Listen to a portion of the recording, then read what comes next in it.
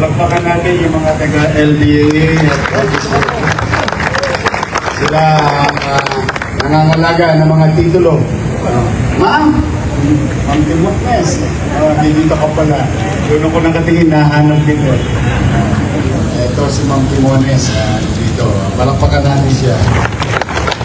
Sila po nangangalaga ng titulo ng mga lupain natin sa Maynila. Yan ang nakaligtaan ng nanay ko. Yung nanay ko nung araw maglulupa. Asyenda. Bulubundukin. Umuusok pa. Marami siyang lupain. Ay hilig magtanim ang nanay ko. Pag nakakita ng bakanting lote yun, tatanim yun. Talbos ng kamote. Kaya lang, kailangan mo bantayan yung talbos ng kamote. Yung taniman mo. Lalagyan mo ng upuan. Apat. Mainit ang araw. Kailangan mo lagyan ng bubong.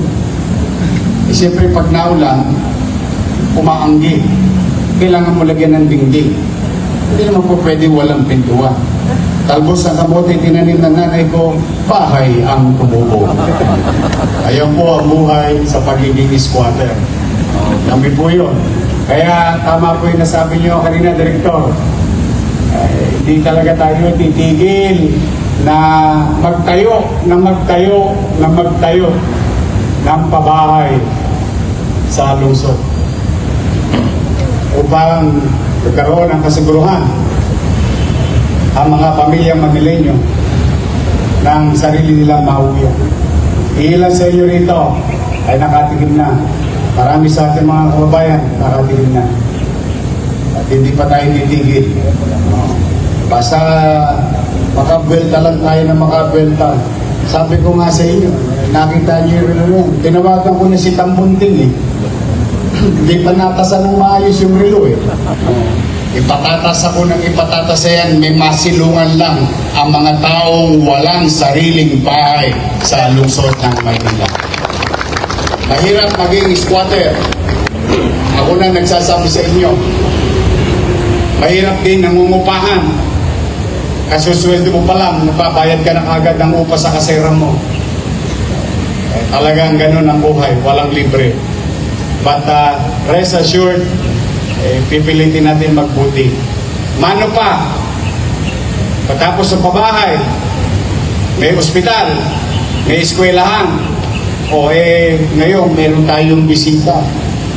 Mapagmahal sa edukasyon, tigkalibreng senador, talaga namang maipagyayabang mo yung kanyang galing, talino, at pagmamalasakit sa lahat ng mag-aaral sa buong Pilipinas.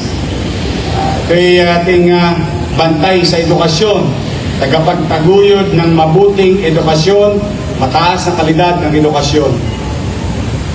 Kaya imbis na ako'y magmensahe sa inyo ngayong araw na ito, basta ang request ko lang, bago ko siya pakilala at siya magsalita sa atin, because siya po ay inspirasyon ng mga kabataan, inspirasyon ng mga leader.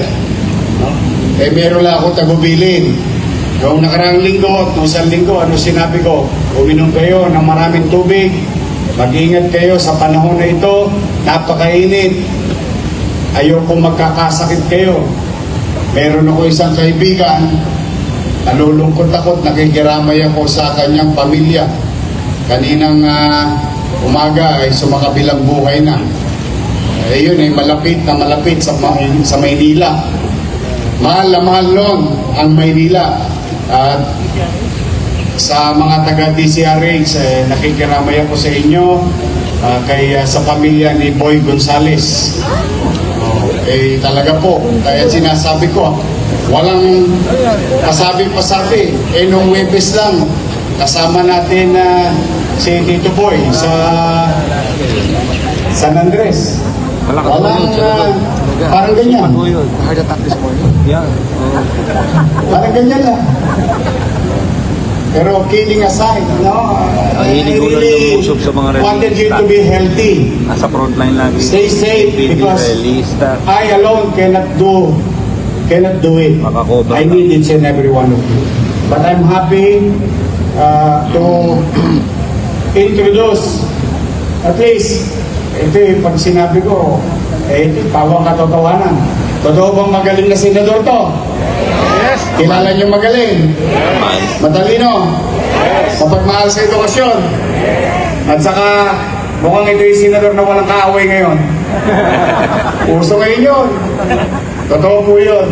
Ako talaga, kayo bagay, kayo na rin naman ang makapagsasabi kung saan ko pinoposisyon ng Maynila. Basta sa Maynila, wala na yan. We move on with our lives. We focus on our problem the way he focused on our education, the future of our nation, our kids, and those kids who want them to have a better life through education. So I am proud and honored today na ipakilala ko sa inyo sa 24. Ito, isa sa thick calibre. Literal to magaling, matalino. Salubungin natin ang mainit na palakpakan, Senador Bam Aquino.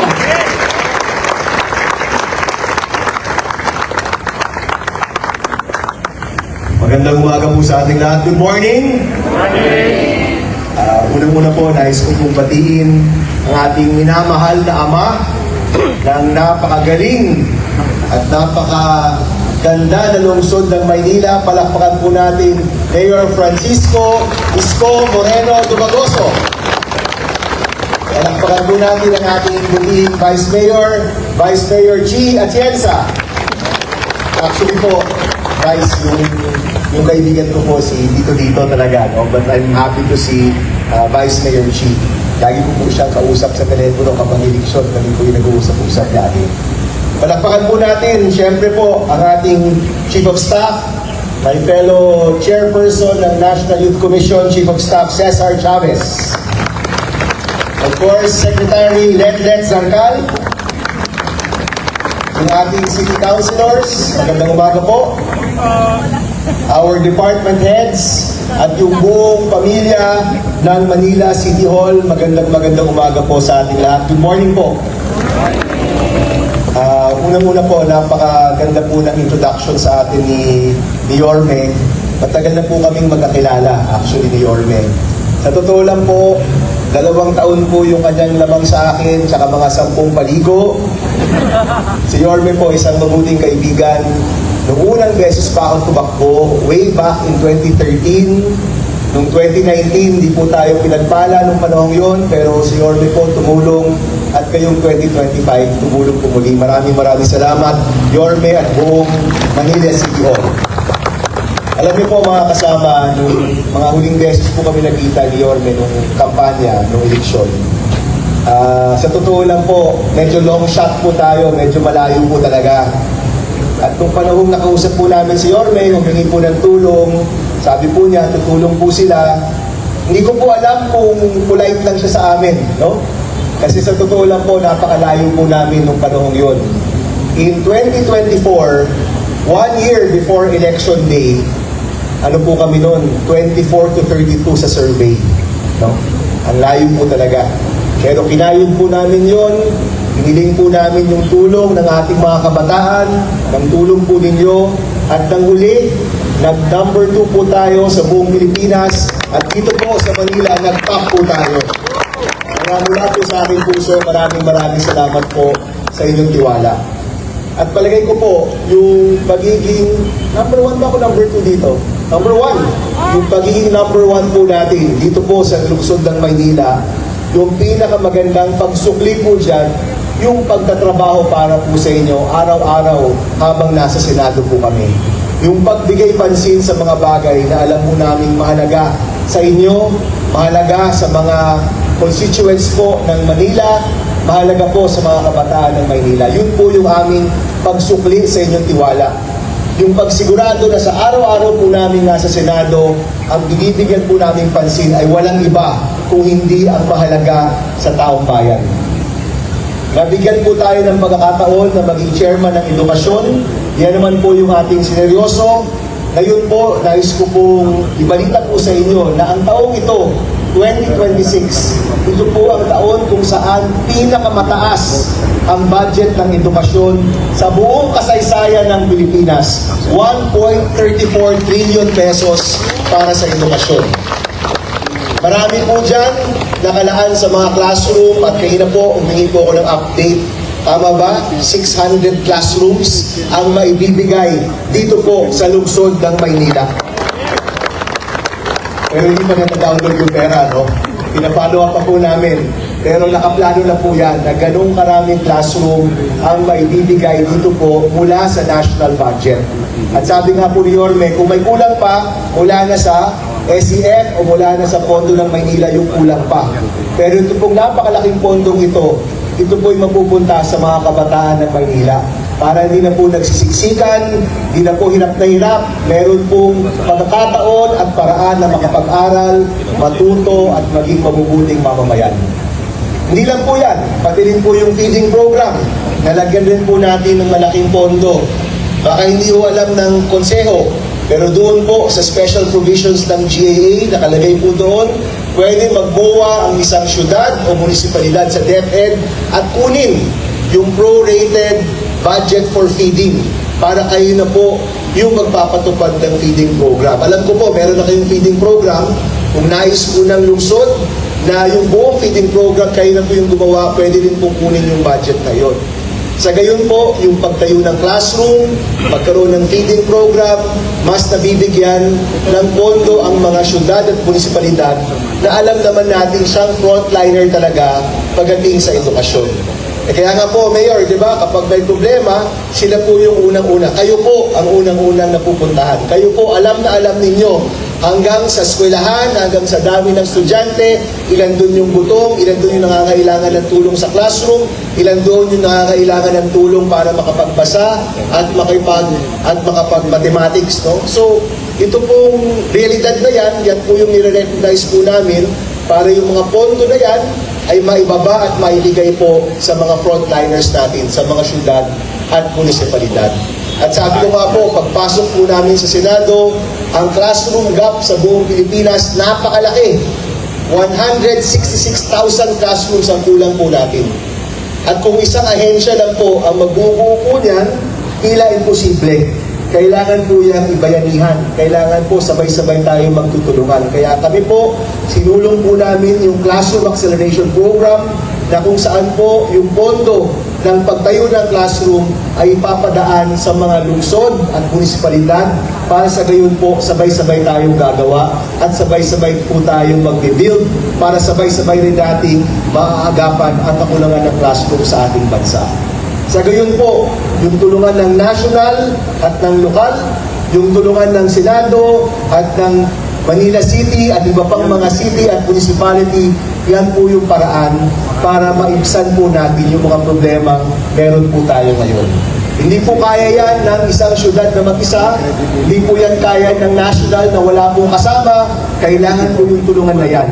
At doon po sa Senado, makakaasa po kayo na ang kakampi po ninyo. Si Yorme naman po, maraming kakampi po doon. Pero ang isang kakampi niyo po doon, ang inyong pong lingkod, si Senator Bam Aquino. Kapag lagi po kami nakipagkwentuhan po nila Yorme, sabi nga niya, yung mga systems kailangan ayusin, yung mga serbisyo kailangan paigtingin. Talagang back to basics po talaga. Pagdating po sa edukasyon, back to basics din po tayo. Kung wala pong silid-aralan yung mga bata, paano po matututo? Kung gutom, Yorme, paano matututo? Kung walang libro, paano matututo?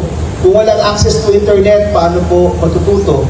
Yung mga guro po natin, overwork, kailangan po ng tulong. Yung mga magulang po, ang rami-rami na pong inaatupag, pero ang rami rin inaasa po sa kanila, kailangan rin nila ng tulong. Ito po yung kailangan nating balikan. No? Kailangan tayo bumalik po sa mga pinakasimpleng mga bagay. Back to basics approach po, pagdating sa edukasyon, pagdating sa pabahay, pagdating po sa agrikultura, back to basics po tayo. Simplihan natin yung mga solusyon. Huwag po masyadong komplikado. Dahil itong mga simple, alam naman po natin ito yung pundasyon. Na kung walang pundasyon, hindi po tayo makakaangat.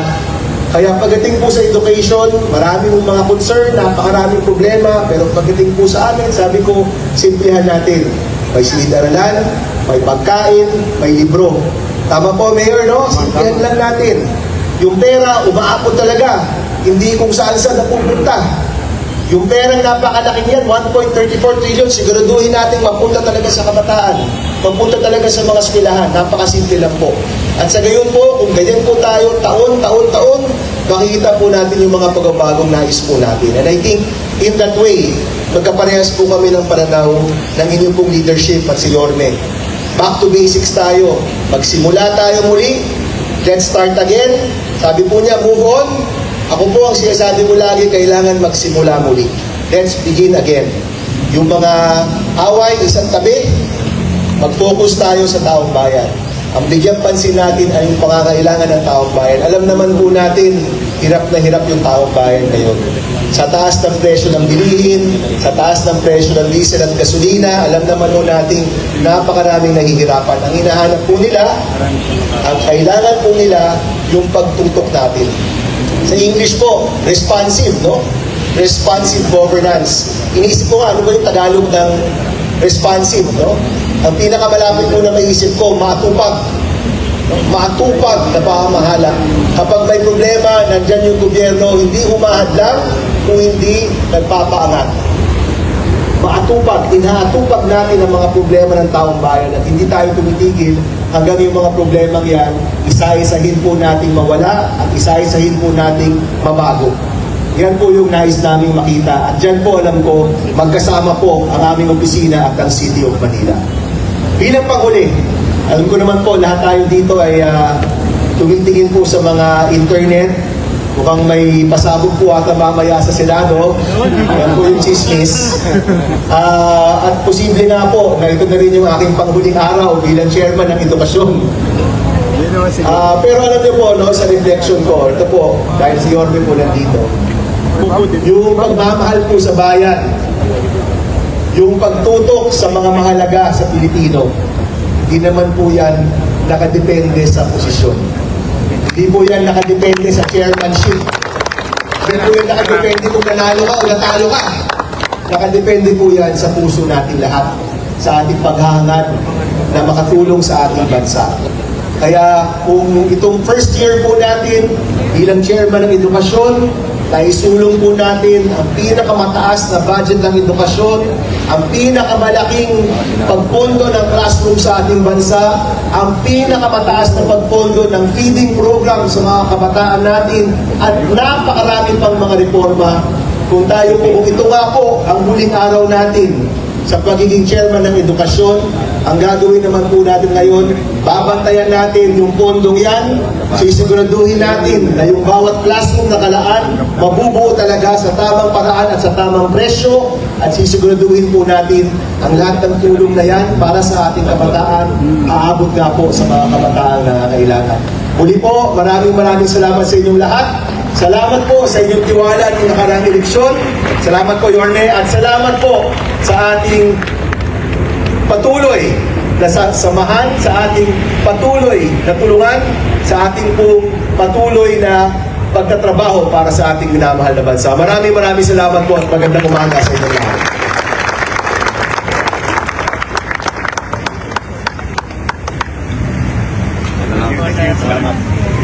Sabi ko sa inyo, magaling ba?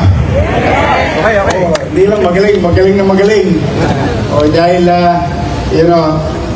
you've been hearing me since during my first term at ngayon, MBN, minimum basic needs, housing, healthcare, education, jobs. Doon lang. At natutuwa talaga ako dahil alam po ninyo, isa sa nangangailangan ng tulong sa atin ay ang ating pamantasan ng Lungsod ng Maynila. Si Senator Bam Aquino po ay isa sa mga ponente, pangunahing individual na nakikipaglaban upang madagdagan ng tulong yung ating mga scholar ng bayan dito sa Lungsod ng Maynila. At totoo po yung sinabi niya. Sa panahon ngayon, isang tabi yung hindi pagkakaunawaan ng mga politiko. Kailangan kalaban ng mga politiko ngayon ay yung kahirapan ng tao. Ayun, nakikita natin kay Senator Bam Aquino. For so many times, nanonood naman po ako ng live hearing ng Senado. Tingin ko yun po ang mga kailangan ng taong bayan ngayon. Ay yung ibalik yung pagtitiwala ng tao sa kanyang halal ng bayan ng paglilingkod. Immaterial of colors. Dyan po, unti-unti siguro darating ang oras, liliwanag din ang kaisipan, damdamin at pananaw, lalawak din. At sana yun ang ma-achieve natin pagdating ng natin. Ang kailangan po natin ay talagang makahanap ng mga taong ipangunguna yung katatayuan ng kanyang mamamayan. So we are honored here today. Thank you very much, Senator Bam Aquino. At totoo po yung sinabi niyang may dagdag tayong classroom. Nag-aantay na lang tayo ng tsape. Pero nandiyan na po. Nasa pintuan na. At through the effort also, I would like to give it also to Senator, now DepEd Secretary, Senator Sani Angara. So muli, mainit na panahon, meron ka na maraming tubig, mag-ingat kayo, stay healthy, stay safe. I need each and every one of you, wholeheartedly. God knows, kailangan ko kayo. Maglingkod tayo ng maayos, tapat, and go beyond, extra mile. Sabi nga, para sa kabubuti ng ating mamamaya sa lungsod at ng mga taong dumadako sa lungsod ng Maynila. Magandang umaga sa inyong lahat at pagpalain nawa kayo ng buong may kapal. Manila! God first. Thank you.